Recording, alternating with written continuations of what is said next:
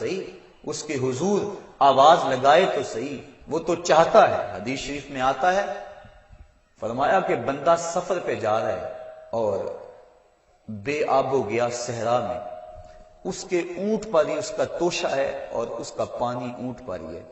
راستے میں ایک شجر سایہ دار ملا اور وہ بندہ اونٹ کو وہاں کھڑا کر کے باندھ کے خود سستانے کے لیے، دوپہر کاٹنے کے لیے لیٹ گیا۔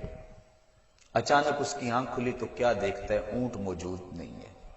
صحراؤں میں اگر اونٹ گم گیا اور تو کہیں پانی ملے گا نہیں تو سیدھی سادھی موت ہے۔ وہ دائیں بائیں ڈھونڈتا ہے، تلاش کرتا ہے، لیکن اونٹ نظر نہیں آتا۔ وہ دوبارہ اس کے تنے سے ٹیک لگا کے بیٹھ جاتا ہے موت کے انتظار میں، کہ اسی اثنا میں اس کی آنکھ لگ جاتی ہے۔ پھر آنکھ کھلتی ہے تو کیا دیکھتا ہے کہ اونٹ ماں ساز و سامان کے سامنے کھڑا ہے۔ پھر بتائیے وہ بندہ کتنا خوش ہوتا ہے اور خوشی میں کہتا ہے اللہم انتا عبدی وانا ربک، اے اللہ میں تیرا رب اور تو میرا بندہ۔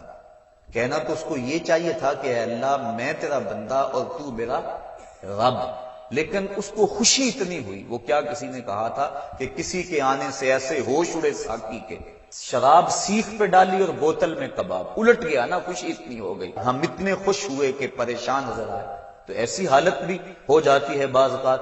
تو اس نے اس قدر خوشی اور مسرت کے عالم کے اندر کہا اللہم انت عبدی، اے اللہ تو میرا بندہ، وانا ربک، اور میں تیرا رب۔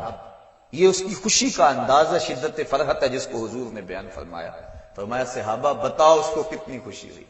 عرض کی حضور بڑی خوشی ہوئی۔ فرمایا جب کوئی بندہ توبہ کے لیے اللہ کے در پہ لوٹ آتا ہے، اللہ اس سے بھی زیادہ خوش ہوتا ہے۔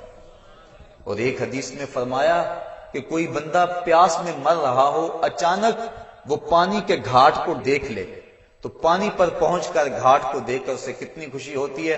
جب کوئی بندہ توبہ کے لیے اس کے در پہ آتا ہے، اس سے بھی زیادہ خوش ہوتا ہے۔